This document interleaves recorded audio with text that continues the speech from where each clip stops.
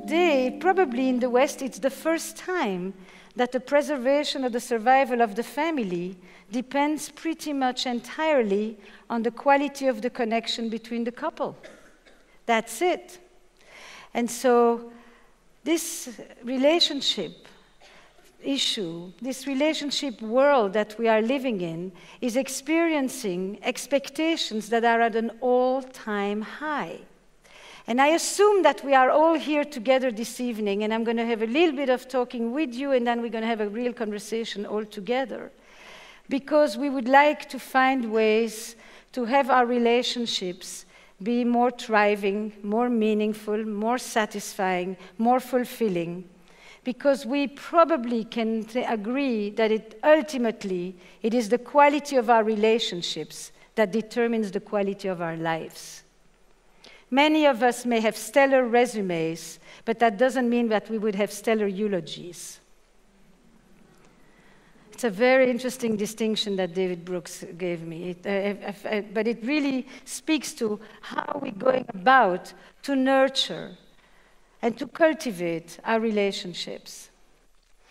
And I thought, since we're going to talk about the future of love and about the paradox of love and desire, that this was a very inspiring little paragraph from Octavio Paz from a book called The Double Flame. The flame is the most subtle part of fire, moving upwards and raising itself above in the shape of a pyramid. The original, primordial fire of eroticism is sexuality. It raises the red flame of eroticism, which in turn raises and feeds another flame, tremulous and blue. It is the flame of love and eroticism, the double flame of life. And I've been searching for a long time about how we go about fanning this double flame. So let me ask you, just so we have a quick sense, how many of you are currently in a relationship? And how many of you would like to be in a relationship?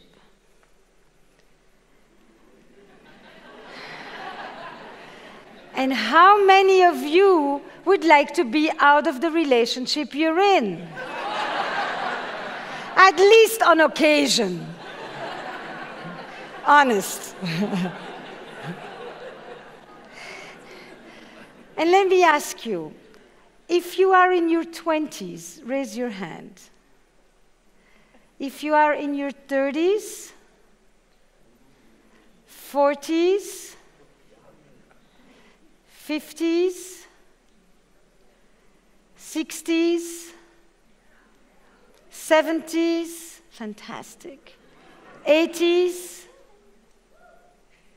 anybody? This is to say, the beauty of this subject is that it only ends when something happened, right? That was the end of the mic. I was saying, I think I may need another battery, by the way. I was saying that the beauty of this topic is that as a concern, as a pursuit, it only ends when we end, meaning there is no age for it, except that often what age and time will bring us is more maturity and hopefully a better experience of ourselves, and maybe a different concept of self-esteem, which is our ability to see ourselves as flawed individuals and still hold ourselves in high regard.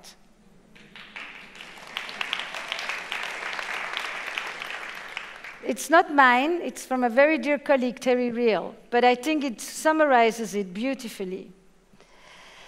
Love and desire, they relate and they also conflict. And herein lies the mystery of eroticism. You know, relationships are pretty much rapidly changing. And the expectations that we bring to our relationships are at an all-time high. The reason I talk about the couple is not because we are all necessarily in long-term relationships, but we have all been in relationships of some form or another. 1, 2, 3, short, long, married, not married. I'm going to use sometimes the word couple because it's a certain unit that I'm emphasizing, but not because I'm interested in the status of your life at this moment. What's interesting for me about the couple is that it is probably the unit that has transformed the most in a very short amount of time. Forever, when we lived in the small villages and in the communities, we basically lived communally, and we knew who we were and who our identity was, and we knew where we belonged, and we knew what was expected of us, and we had plenty of certainty and very little freedom. And we moved to the cities.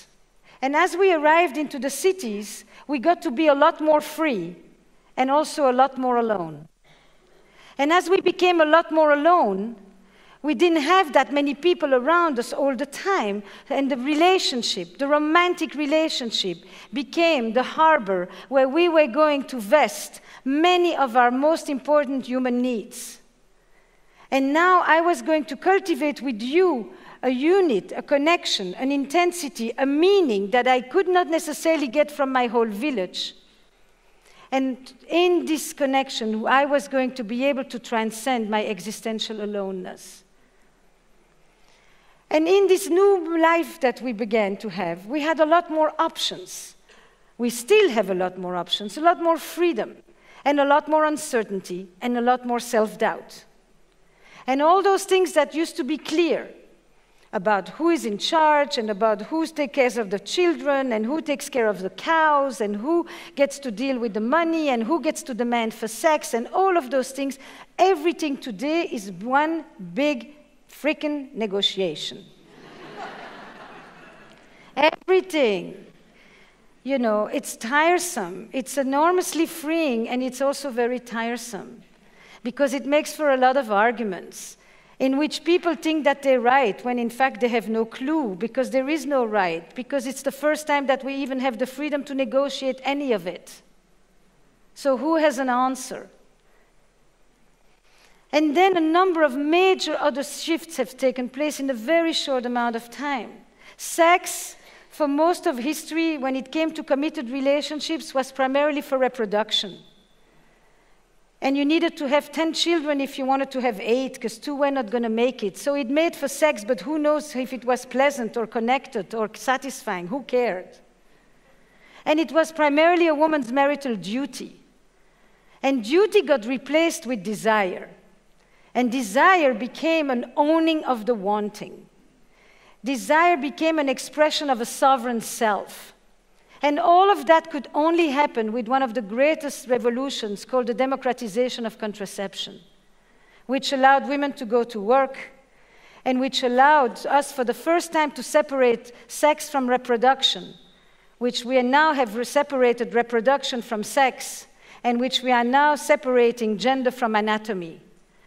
And all these categories have made it so that for so long sexuality was primarily from the realm of biology. It was a part of your condition, just something that is part of who we are. But today, sexuality is not just a part of our biology, it's a part of our identity. And it's something that I define, that I give meaning to. Sexuality has become a property of the self that is part of our sense of self-definition. That's why a lot of the things that are happening are so crucial. And not only did the meaning of sex change, but the whole meaning of committed relationship, or what traditionally has been marriage, which was primarily an economic institution. We have transformed it into a romantic arrangement. We brought love into marriage. We brought sex to love.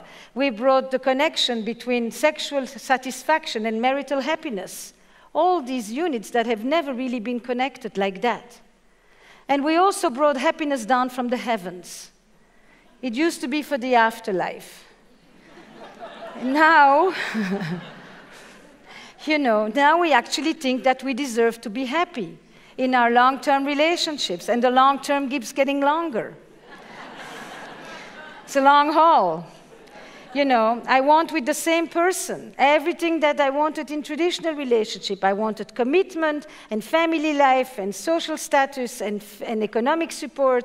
But I also want you to be my best friend and my trusted confidant and my passionate lover to boot. And for the first time, we want to reconcile in our relationships two fundamental sets of human needs: our need for security and our need for adventure. Our need for stability and our need for change. Our need for all the anchoring experiences of our life, the reliability, the predictability, the roots. But also I want with the same person to have novelty and surprise and mystery and danger and risk and unknown and discovery and exploration. And I want one thing between 6 and 8 and I want the other one between 8 and 10. Just a shift in narrative. You know, and we really think that this stuff can be solved with Victoria's Secret. And as you know, there is no Victor's Secret yet. So we also know where the responsibility lies. You know, we've never tried to really experience these two fundamental sets of human needs which really spring from different sources and pull us in different directions and try to reconcile them into one relationship. Which is why I always ask myself, why does good sex so often fade, even in couples who continue to love each other as much as ever? And why does good intimacy not guarantee good sex? And why is the forbidden so erotic?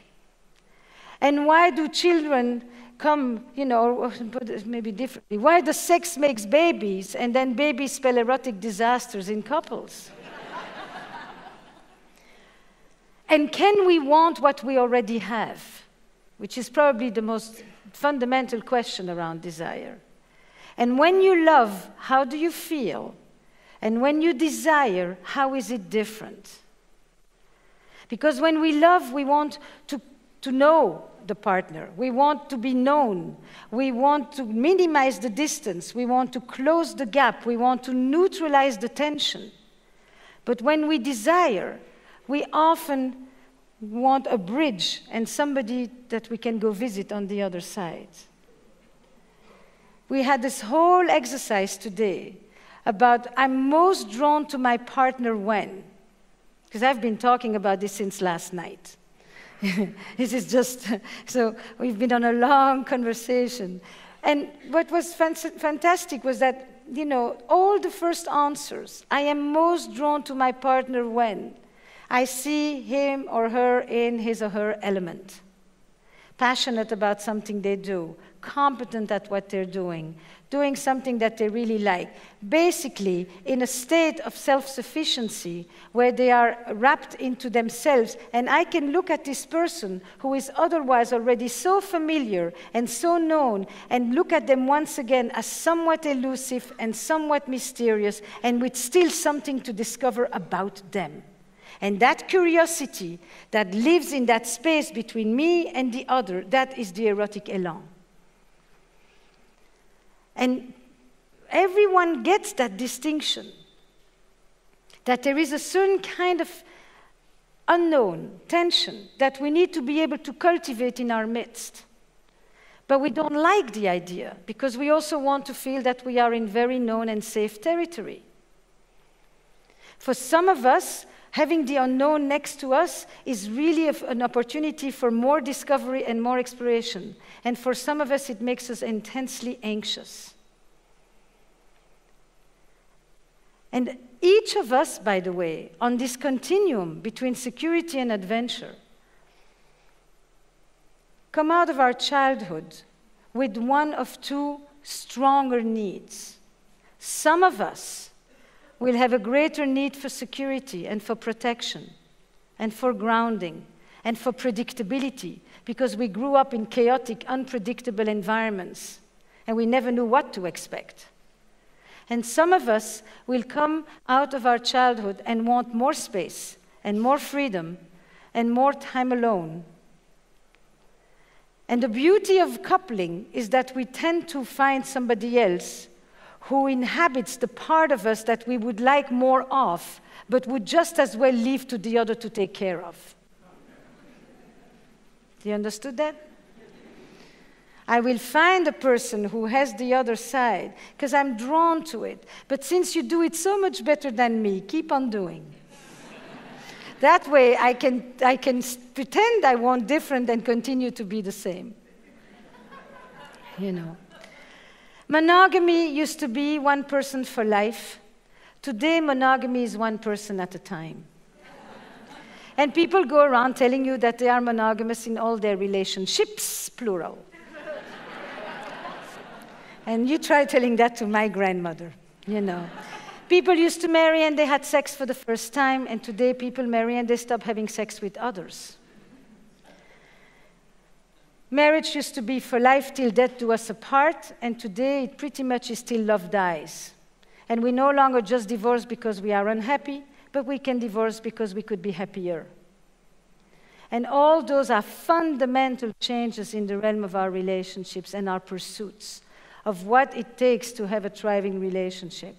We used to be unfaithful because relationships or marriages were not meant to bring us passion and love and affection and connection.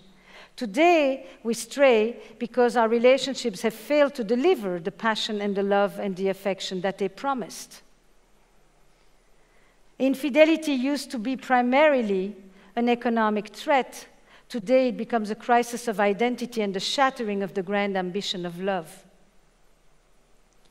Monogamy, by the way, had nothing to do with love. It was primarily an imposition on women.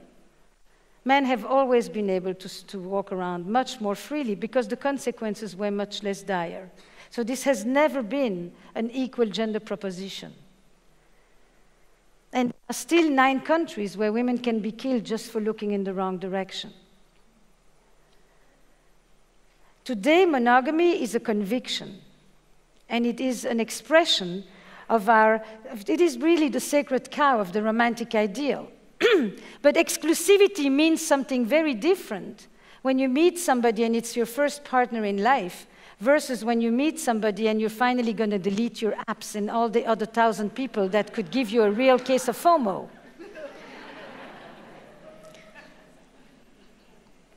It's a different landscape. And on top of it, one of the main things people ask me all the time is, how do you know when you have found the one? How many of you have asked yourself that question? Have you found the one? Right? And so I'm thinking, you know, there's a very quick answer for me. There is no the one. There is. On that one, I can actually kind of answer very clearly. And by the way, I just say this. That means that's what I think, but that doesn't mean I'm right. You understand? There is no the one. There is a one you pick. And when you pick a partner, you pick a story. And as I have sometimes added, and sometimes you will be recruited for a play that you didn't audition for.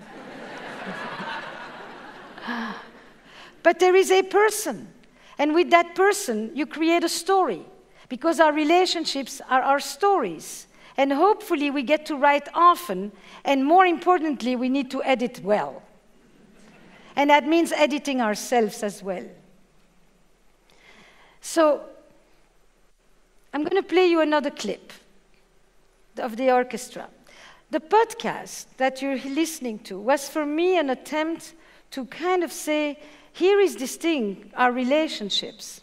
And what's happening today is that fake news is not just in politics. It's also on social media. And we are in this kind of situation where people are curating and presenting these filtered stories, and we all know that it's not true, but we just don't get a chance to talk truth enough. We also seem to be able to uproot ourselves faster than we can repot a plant. And many of us have 1,000 virtual friends and no one to ask when we need to feed our cats. So we are way more isolated. You used to know everything that used to happen to the couples in the village because you could hear every fight and every frog through the walls. But today, your friends can come and tell you that they are separating and you didn't even see it coming. Do you know what I'm talking about? And so I thought, I'm going to create a virtual village with a podcast where people get to listen to what happens with the neighbors. And when they listen really deeply, they will actually realize that they're often standing in front of their own mirror. But we are going to listen to each other again and get a realistic sense of what actually we are all grappling with, and how much of these shared experiences we don't get to really talk about, so that everybody has to go at it alone and wonder, do other people deal with this too? Are we the only ones? So, orchestra. This is, I will tell you afterwards. I don't even think you need to know more about them. You see, you two don't have a problem loving each other. You know, you have this elephant that's been between the two of you for a long time, with a complete over-focus on your performance, on the erectile difficulties, you know, and all these ugly words that are completely shaming and emasculating. And you know the word emasculating does not exist in the feminine. That's a plague for men. So change the language, because it is crippling. And it's as if you don't have a whole body. We make love with the whole body and a lot of other parts of us, not just with our genitals. If you stay focused on those damn genitals, not much is going to happen. Simply because it's reductionistic and rather boring. And plus, you can't rely on them. But you can rely on your hand, you can rely on your smell, you can rely on your skin, you can rely on your hair, you can rely on your voice, you can rely on your smile, on your eyes. My God, there's a lot of instruments in this orchestra. How many of you would say that it's easy for you to talk about your sexual needs or feelings or preferences? How many of you would love for it to be easier? Yes, okay. And how many of you would say that you had appropriate sex education? This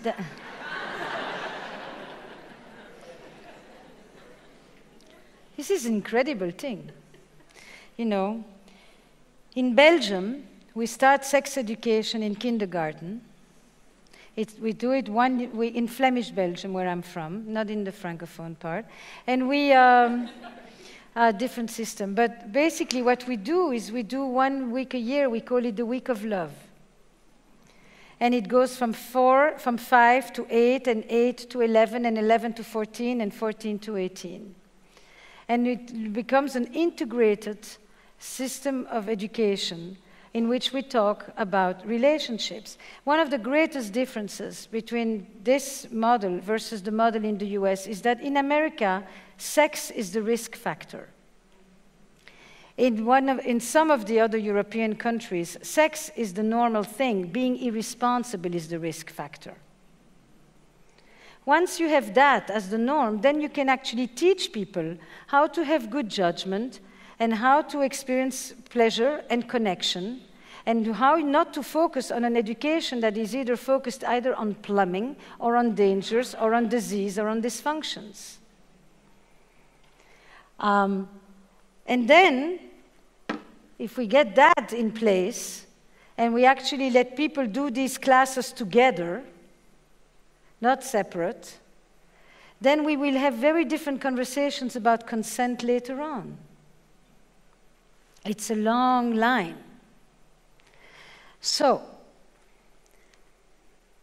if I ask you, what are some of the things that are most difficult to talk about? Here is a society that on the one hand oozes with sex and kind of combines excessive practices with repressive tactics, back and forth, back and forth. People talk about sex all the time, just not with the person they're having sex with. You know. But everyone seems to want to experience it with a certain level of satisfaction. Even when people complain about the listlessness of their sex lives, they sometimes may want more sex, but they always want better sex. And the better that I hear them talking about is a sense of aliveness, a sense of vibrancy, a sense of vitality, a sense of playfulness, a sense of renewal, a sense of connection, that which gives meaning to sex, i.e. the erotic. Not the act, but the enchantment. Not the positions, but the energy, the encounter. And yet it seems so difficult for us to actually be able to talk about it without either feeling shame or guilt, or discomfort, or embarrassment, or fear of judgment, or disgust, or a lot of things like that. So, let's talk together. When I think about the future of love, I think about how do we destigmatize some of these conversations, where we can actually, with each other, with ourselves, have an honest exploration of where we are at and what we would want. The majority of the time we do what we should and what we think is appropriate, but that doesn't mean that we do what we really like. And it's worse for women in that domain.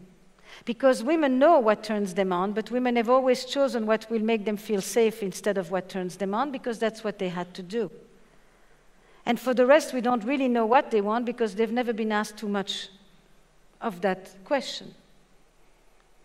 When I think about the future of love, I think about what is going to be the influence of the digital on our relationships. What does it mean when they just sold 6.3 million VR? You know, what does it mean when half of Americans say that they would be perfectly happy to have sex with a robot?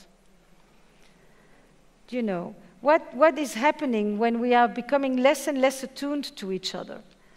You know, how are we going to experience the 3D experiences?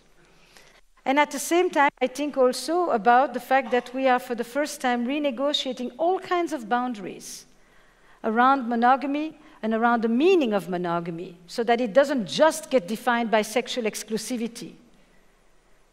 That is a real new frontier.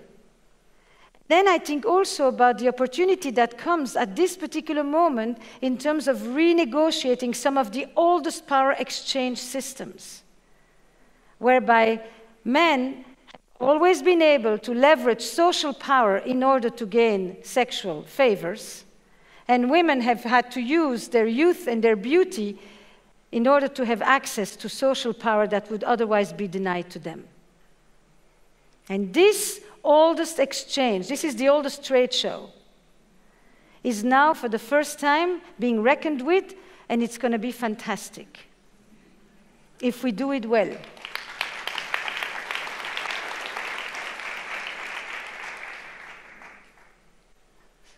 The lives of women will not change until the men come along. And women have had 50 years of doing this, of being able to rethink their role at work and at home. And we need to have the same opportunity for men to also rethink what will be the new definition for masculinity. How are we going to deal with the definitional void of manhood so that it doesn't just stay in some old fixed code? And all of this is going to be part of the future of love. And it is actually already part of your relationship. So when you think about what are some of the main questions, challenges that you bring to this conversation, and what are some of the main resources that you bring to these conversations, that's what I would like us to talk about. Okay? Let's go. Talk to me.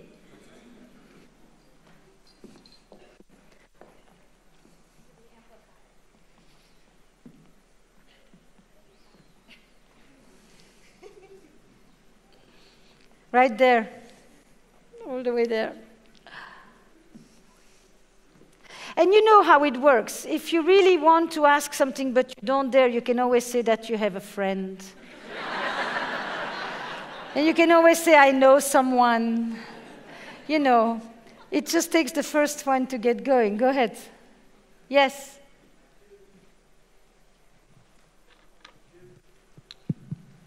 Okay, is it on? Thank you.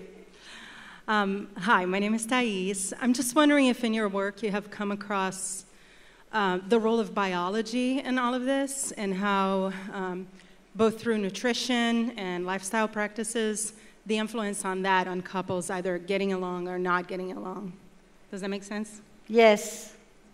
Thank you. Yes. I'm going to hear a few, and then I'm going to, yes, keep talking.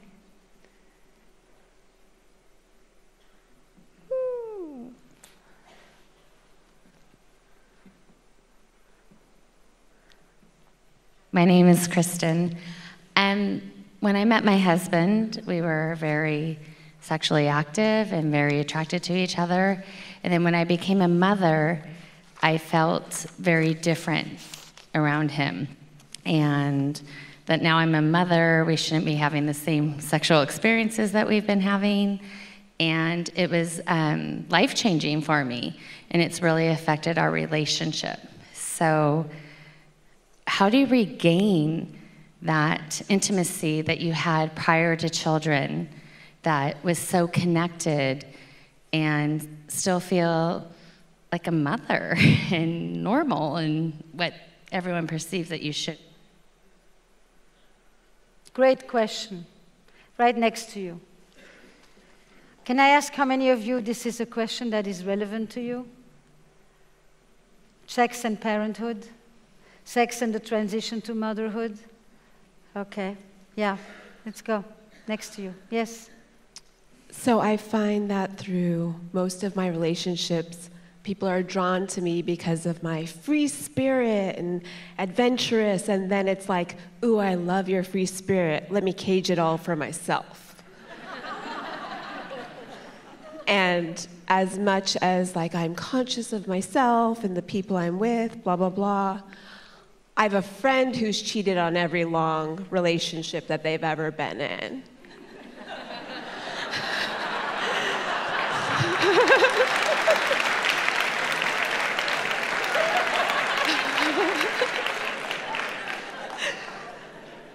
So how do you balance out that wanting to be with this person or have this feeling for the rest of your life? It's not always about the person, right? It's like that feeling. And, you know, the desire to maybe, there's all, especially in the Bay Area, open relationship and all these different pieces. But I also find myself like, that primal like security, you know, how do I feel safe in this and also have the free spirit that wants to be caged? You see what I'm saying? That wants to be caged, but that doesn't want to be caged. The free spirit that people are drawn to. Yeah. And then it's like, I love your free spirit, let me cage it and keep it all for myself. Yes. Get it. Thank you. Good. Yes. Yeah, right here. Okay, yeah. Mine's a quick one, but it's about all the time you spend working with people, and then there's emotional connection, which then breaks down what's at home. Meaning that sometimes you give the best of yourself at work and you bring the leftovers home? And then there's an emotional connection because of the project at work, and all of a sudden that seems more fulfilling and feeding more needs, and home is letting you down. Right. No, home is not letting you down. You're letting home down. Right. Yeah. It's a different order. Yes. There are two here, right here. Hi, I'm Cassie, and I wanted to say thank you for talking about how women have been doing this for 50 years and men need to catch up. I think you and a few others talk about this in a societal point of view. Could you help us understand on the personal, those of us who are dating, those of us who are in relationships, who are on the day-to-day, how can women help men catch up? How can men catch up? How can we start to do this on the personal?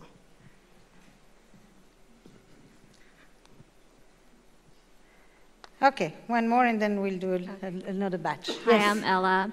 I want to ask, in today's day and age where porn and Tinder are so accessible, when does it become so minor or small that it's almost not like infidelity. Like, does looking at porn count as cheating or, yeah. Yep. Good. Okay. Listen, people, these are very beautiful questions, every one of them. We could just, go on a real journey with this, because many of these questions are not always just simple problems that have an answer and a solution. Sometimes they are paradoxes that you manage, and sometimes they are interconnected with a lot of other things. So let me just say very briefly. The one about the role of biology, I don't talk much about biology because it's not the area I focus on, but that doesn't mean that I'm not fully aware of it all the time. I think Justin yesterday was talking about the breakdown of nature and nurture. They interact all the time. Do I think that when people don't eat well, they have a different metabolism, a different physiology, a different mood, a different regulation? Yes. Does that influence their relationship? In some cases a lot, and in others not at all. The people that I see that are in a real rut, do I think that if they ate healthier, they would have a better relationship? Not sure. They have a lot more to do than that. But do I think that if they ate better, that meant that they also began to think a little bit more in a self-aware way about what they do and how they treat themselves, and that would have a connection, therefore, to how they are in the relationship? Of course. But it's not the food. It's the attention that they're paying to what they're stuffing in themselves. Do you understand the distinction? On sexuality and parenthood, look, it's a very interesting thing, right? Why is it that for so many couples, marital satisfaction plummets after the arrival of the first child, or relational satisfaction? Straight, gay, all, it doesn't matter, really, on that one. And I think that one of the things that starts to happen is that when you look at this little relationship here, 18 centimeters, right? This adoring gaze, the licking, the nibbling, the tickling, this is pretty much what you used to do in the beginning with your partner.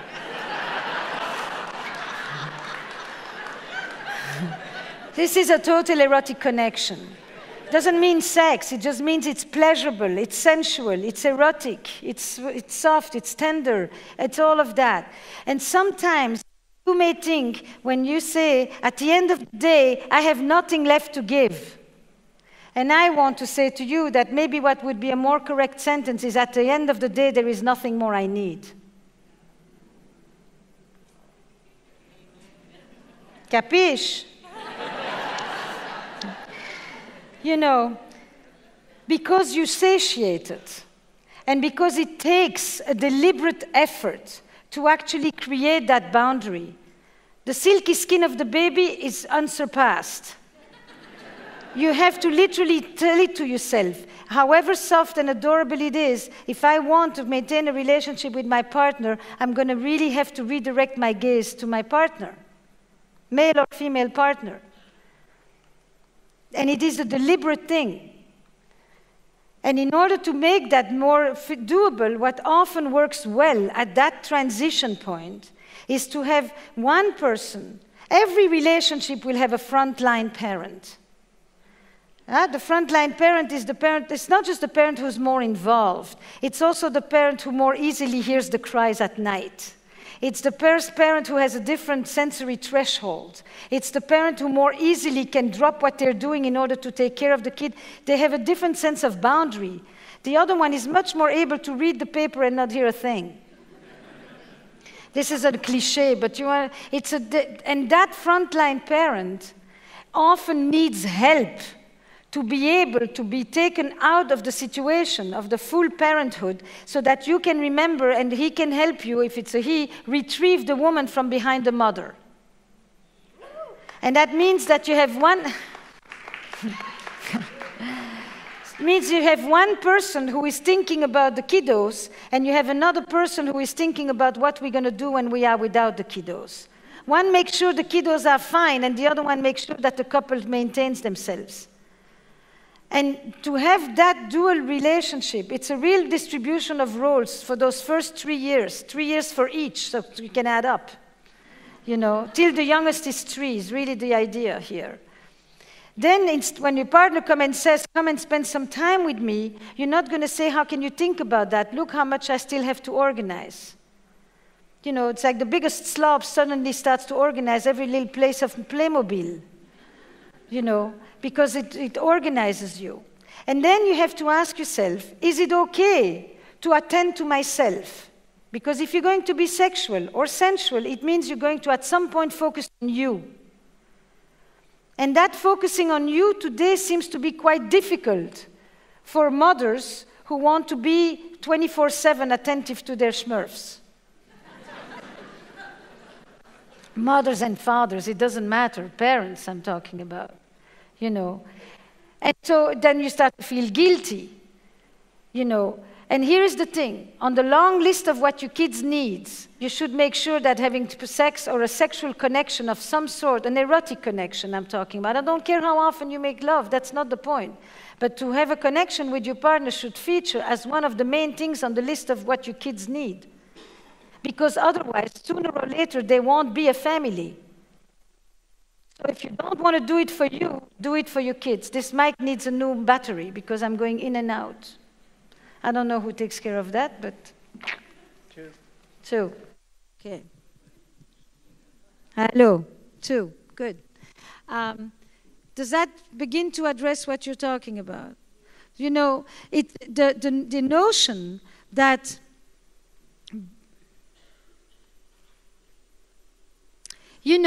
I'm going to give it to you in a different version.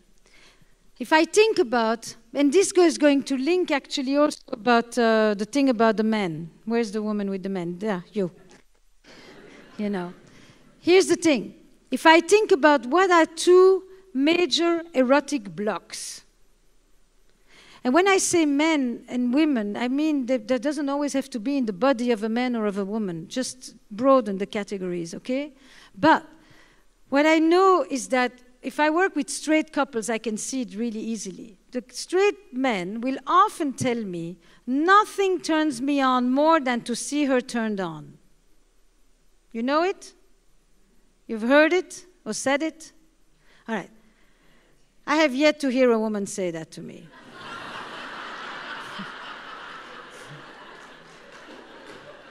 It's irrelevant. What happens to him or to the other person is irrelevant. It's what happens to her that matters.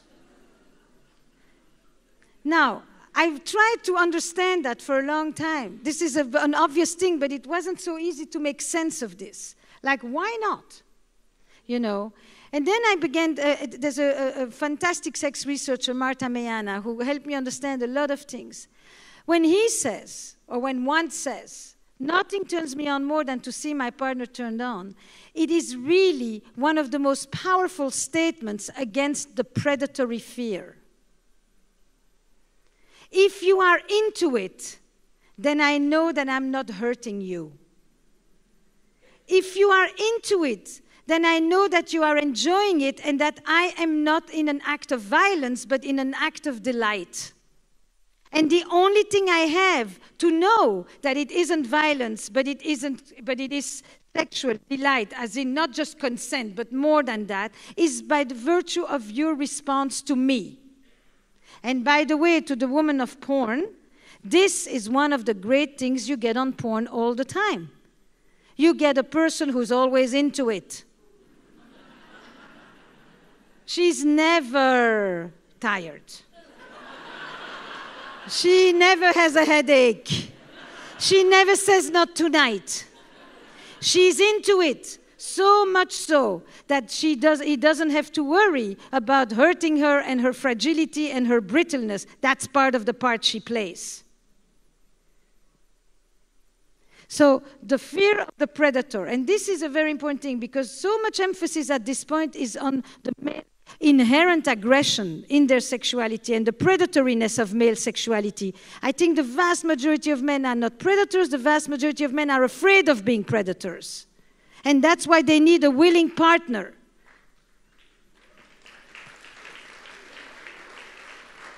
But what is the thing for women? She doesn't say what turns me on is to see him or her turned on, because that's not going to do much. If she's not into it, the shop is closed. But what she does, nothing turns me on more than to be the turn on. And in order to be the turn on, I need to feel legitimately allowed to focus on myself. And in order to focus on myself, I have to be free of the burden of caretaking. And the burden of caretaking is the big block for women. And that's what you get when you start to be from the carefree woman who suddenly has a child and now thinks that you are in a function of caretaking all the time, rather than giving care to yourself.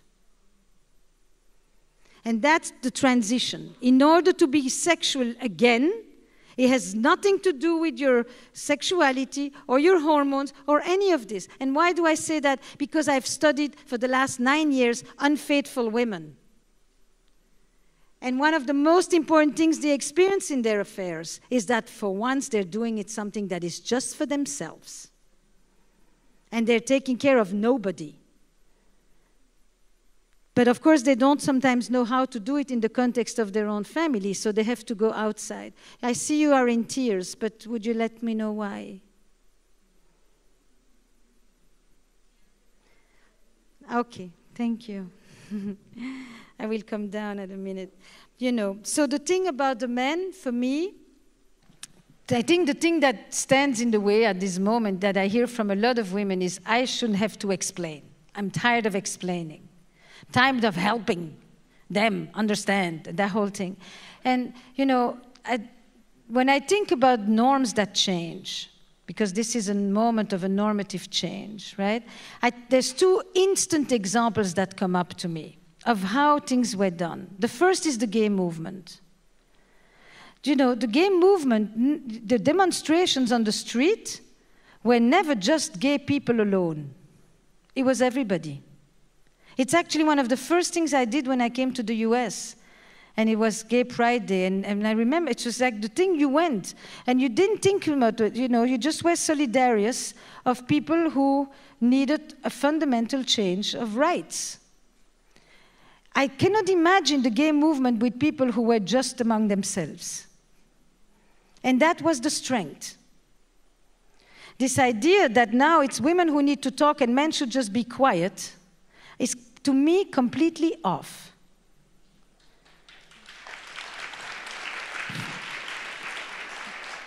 But that means that I think that women will need to, you know, if we want to use the jargon of women need to find their voice and their power and all of that, fine.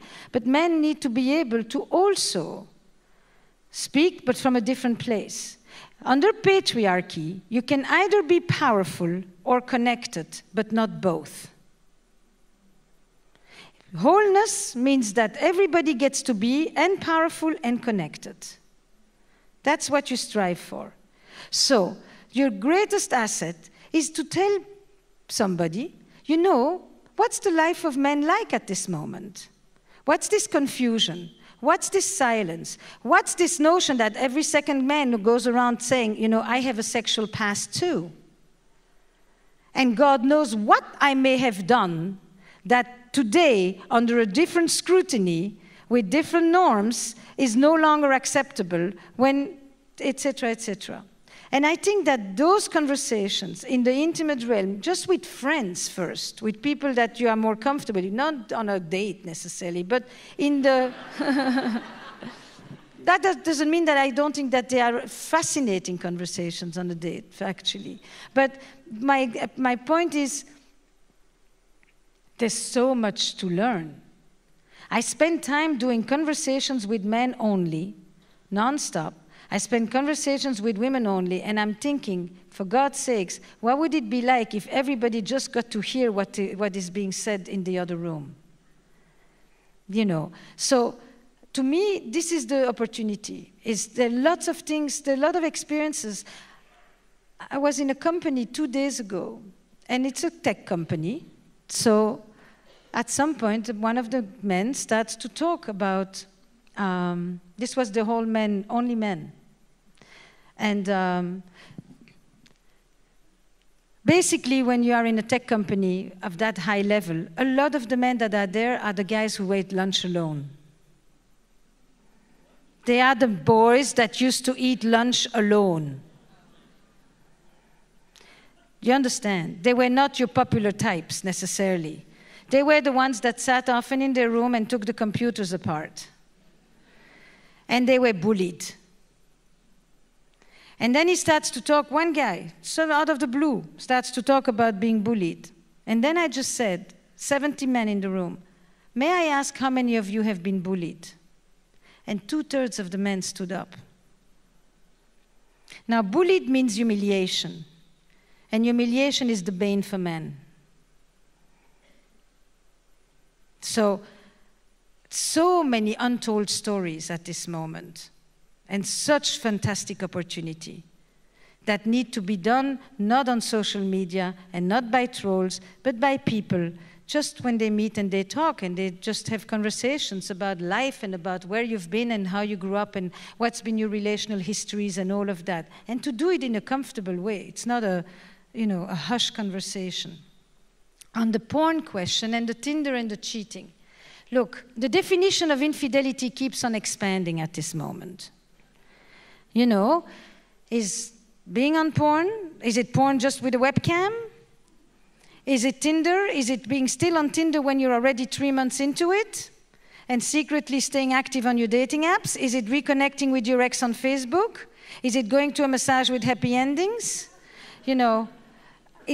And the truth is, the definition at this point is in the hands of the people who are in a relationship together. It's a whole subjective thing. Okay? So that is really where this is at.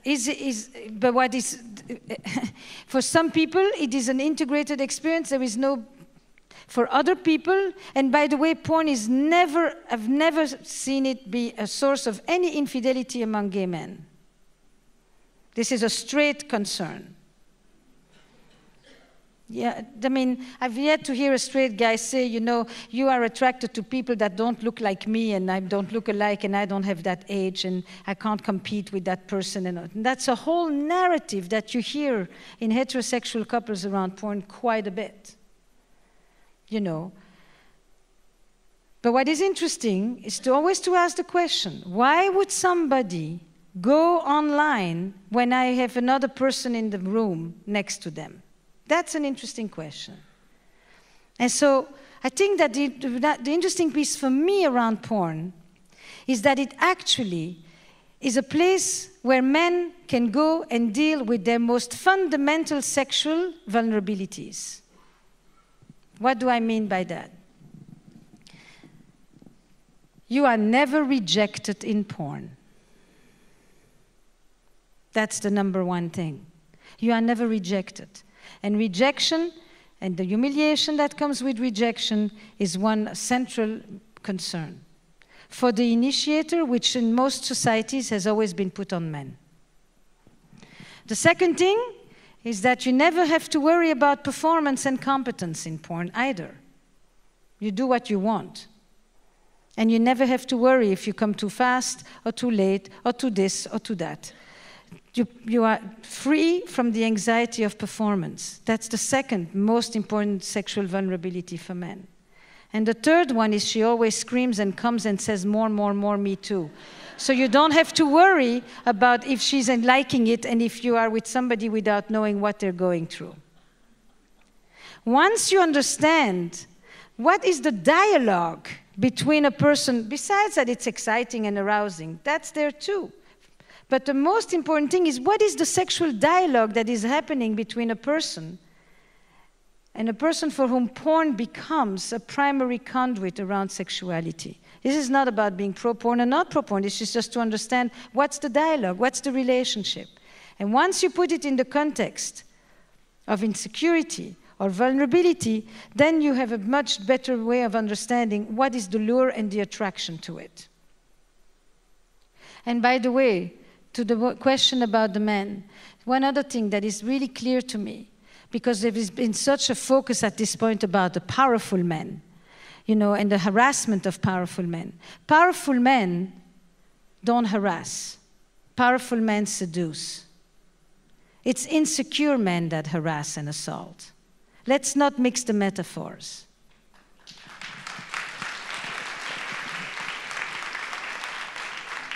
All right. How are we doing? We have time. Shall we continue? All right. Talk to me. Yes. Plenty of people. Who has a mic? Yes. So I have recently gone through some major internal changes in my life. And for my wife, who's a very loving partner, it seems like there's a new person in the room.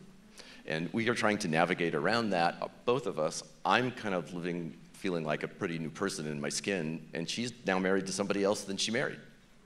Right. But you're going to just tell the story and leave out the essential piece, so I can't, you know.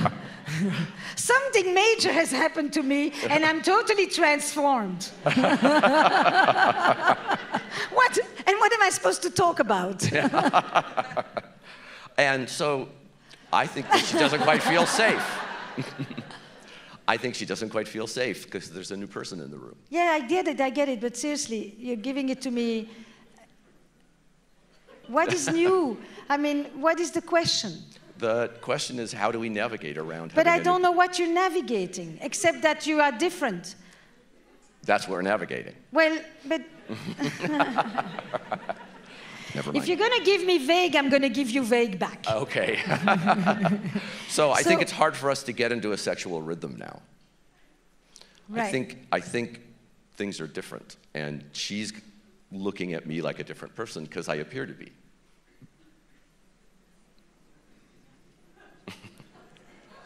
She's sitting next to you, right? I know.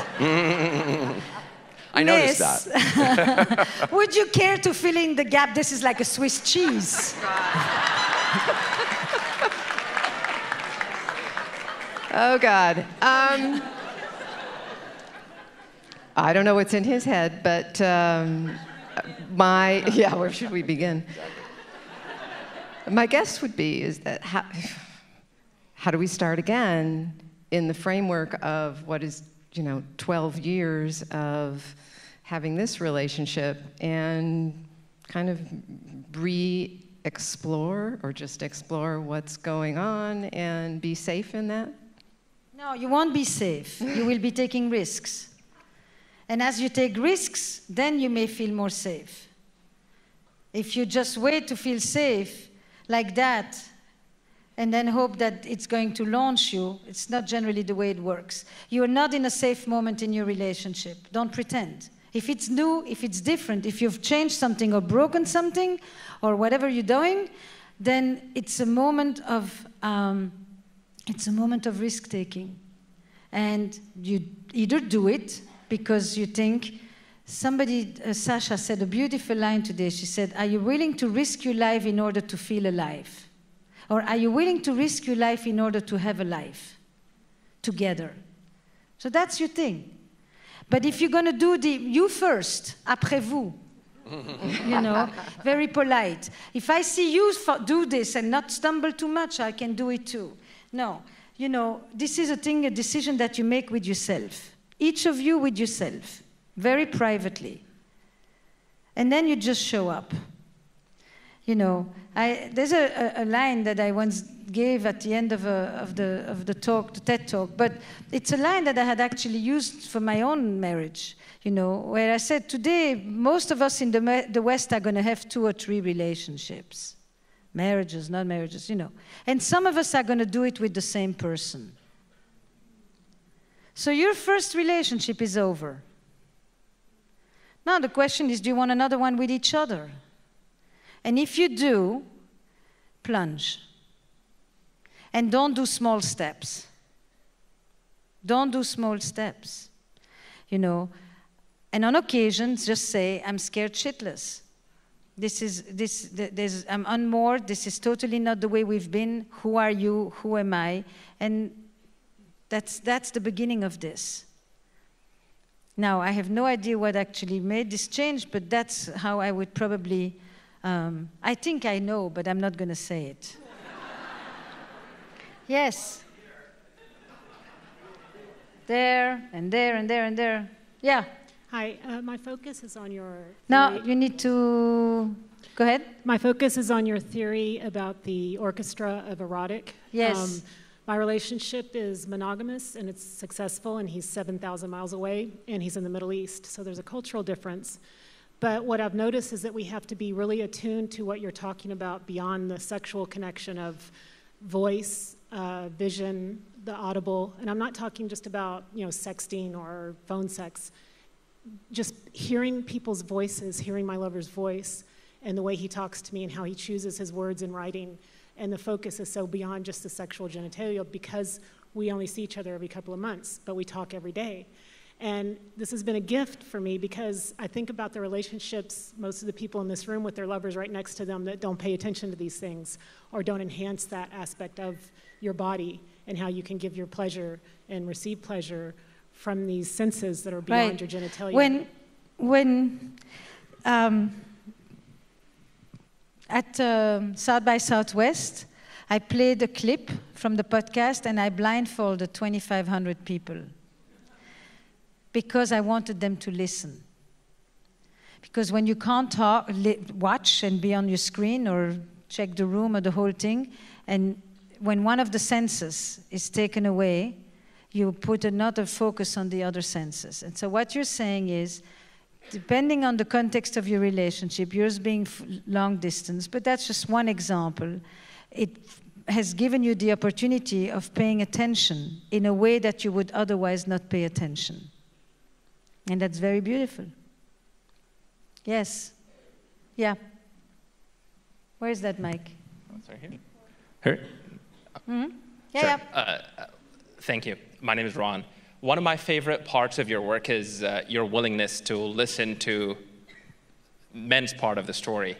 And I think one of the biggest challenges I and probably many other men face at this day and age is the lack of a clear role model for men. We are expected to be, very career-driven, but at the same time home by 5 and excited about changing diapers. We are expected. No, you don't have to be excited. Nobody has to be excited. That is fair. We are expected to be horny but faithful. We are expected to be so many confusing ideas. And at the end of the day, it's unclear how we really should behave. Can we compliment a woman, or is that a form of harassment? Can we, can we talk about our feelings, or is that too effeminate? If anything... Can we talk about our feelings, or is it what? Too effeminate, too feminine, in a way. And frankly, more importantly, it appears that what we're expected to be at this day and age is a more feminine version of ourselves. And my Give it to him. He's talking for a lot of people. What's your name? Rami. Rami? Yes. Mm-hmm. And so just my question to you is, how do we find a new role model at this day and age? Thank you.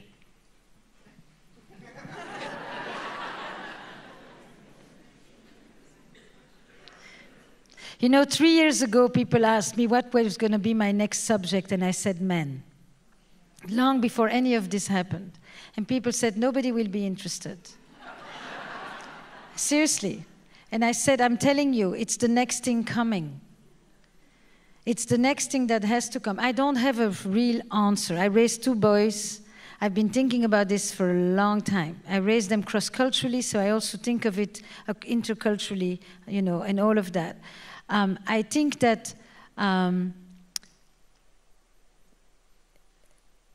so basically, first of all, I have no answer like that. What I do know is that many boys, most boys, are raised by fathers and mothers or caregivers. And these caregivers basically are the conduit for a lot of the messaging that goes into those boys. What I know is that we touch our boys less than our daughters, starting at the age of 4. What I know is that we overestimate their physical abilities when they sometimes don't have any, because we want to see them as more masculine. Meaning that whatever we do to our boys in the way that we want to raise them is often what's going to turn them out later to be the kind of man that we don't want to be with. What I know is that we often help boys to disconnect from their feelings and from their need from others. That we want them to be achievement-oriented, performance-oriented, fearless, competitive, needless, play through the pain, and move on. And that is called the male code. I think that is toxic masculinity. The rest is just addendum. And that, but it's very difficult to change just like that, because many people who raise those boys are anxious, because we have a way of thinking that you are born a woman, but you become a man. And masculinity has to constantly prove itself to be a real man. But to be a real man that is not the same kind of real man as the fathers were. So I start to think about another normative shift that happened recently, and I think, how did that one happen? Corporal punishment. 50 years ago, it was a norm. How many of you were regularly slapped as a part of discipline? Wow. Wow. How many of you still do this as a part of normal discipline? How many of you have done it on occasion and regret it afterwards? Right. This is a normative change. 50 years. And it went without blaming and naming. It went because something shifted that said, children will not be stronger when you hit them. This notion that a good smack makes character may not be so true. That being caring and being nurturing to them is actually better. Maybe not as far as where you have taken it now, but certainly better than it was. And I think, how would we redefine masculinity the way we redefine children? That's the exercise I do when I try to think, how does one make this thing happen? I also think that for the men to do this whole process, women have to become a lot more honest with themselves. Because the truth is that we want sometimes to see that soft, vulnerable, blah, blah, blah. But at the same time, it's very scary. Because we are always afraid that if a man gets softer, he's going to turn into Jell-O. There is a profound distrust that he too can be soft without necessarily falling apart. That there is a notion that he's either tough or on the other side of the continuum. And that is a fear that women experience vis-a-vis men way often and don't always admit it. Who am I going to rely on? I need you to be my rock. And rocks break. They don't bend and then come back. So it's a very interdependent process. I'm very happy you asked the question. I would like every talk where I'm at for 10 guys to get up and ask those questions, because I think that to make the questions go underground and just avoid the whole thing is a disaster. Voilà, that's what I have to say about this.